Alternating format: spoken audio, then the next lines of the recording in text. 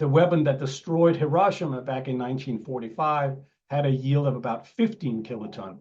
So by today's standard, that weapon would be considered a low yield warhead, even though it destroyed an entire city.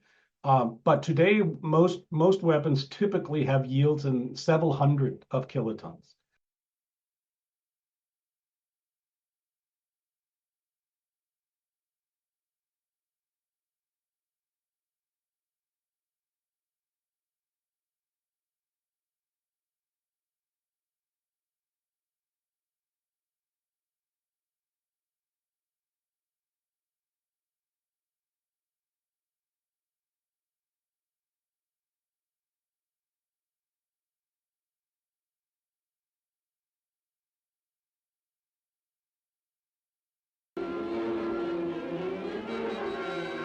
From the man-made desert of Nagasaki and Hiroshima.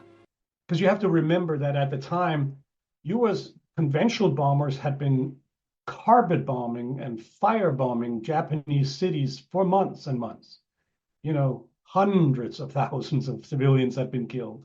So in terms of city destruction per se, it wasn't a significant change. It was more like, here is one weapon that can do what it took many, many bombers to do before. And then, of course, as the nuclear arms race took off and other nuclear weapons, other countries started to develop nuclear weapons, we got into this insane buildup and nuclear arms race and competitions with the Soviets. At 10:58, the morning of August 9th, the bomb was exploded above the city, and in the towering mushroom, Japan could read its doom. This was more than a routine bombing. It was the funeral pyre of an aggressor nation. The bomb had been purposely exploded high, so that the greatest part of its radioactive material was dissipated in the stratosphere.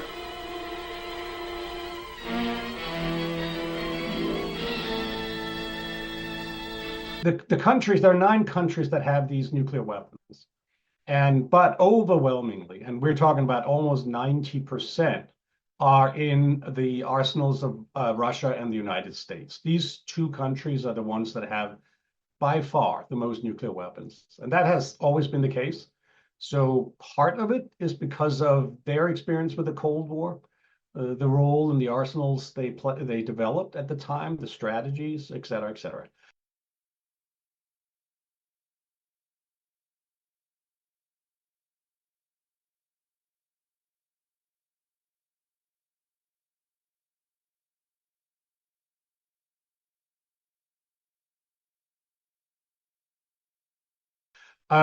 You'd have to drop quite significantly before you get to the next level, and that is China, which we think is, well, so let me just back up here and say, so the nuclear arsenals of Russia and the United States, they include, for Russia's, in Russia's case, just over 4,000, we think something in the order of 4,300 nuclear weapons.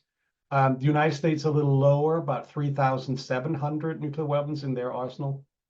And both of these countries also have significant numbers of retired weapons awaiting dismantlement.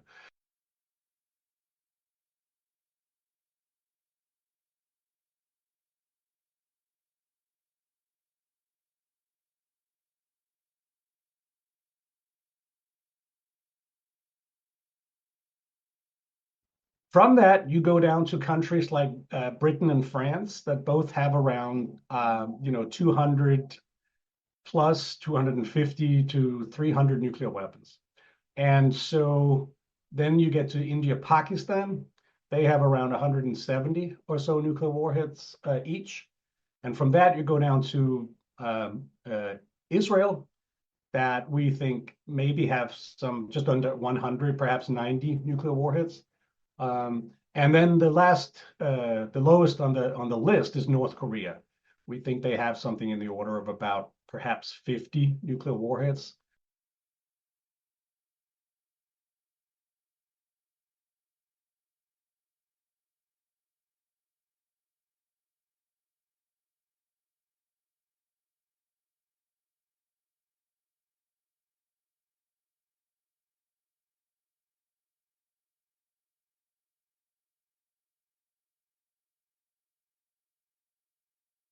nuclear arsenals continue to evolve. They always do when countries modernize. They always improve them in some shape or form. Sometimes they introduce entirely new types. And so it depends on the country. It's not the same across the board. If you look at the large nuclear weapon states, the sort of modern nuclear weapon states, if you will, Russia, the United States, and to some extent Britain and France, they have developed nuclear weapons that are, very advanced, very compact, very capable. Delivery systems also that can reach, across the world. They have, especially the United States and Russia, they have a wide range of arsenal of weapons that are designed for different purposes.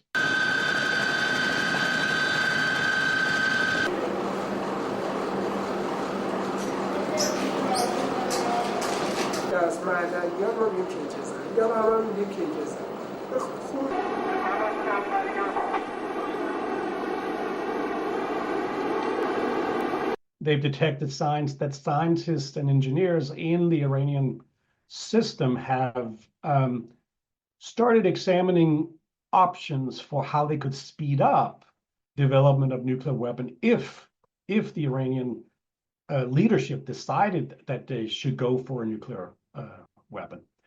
At the same time, of course, Trump is also the character that pulled the United States out of the Iran agreement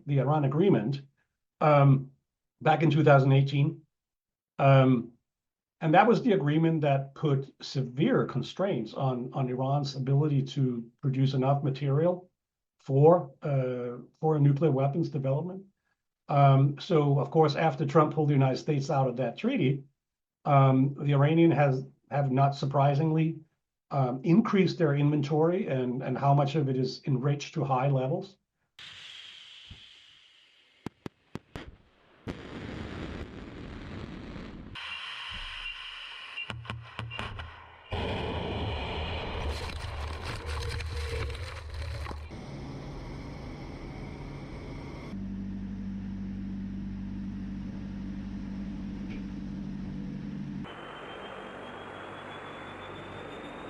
We are in the early phases of a new Cold War, yes. There's no doubt about it. All the indicators are going in that direction.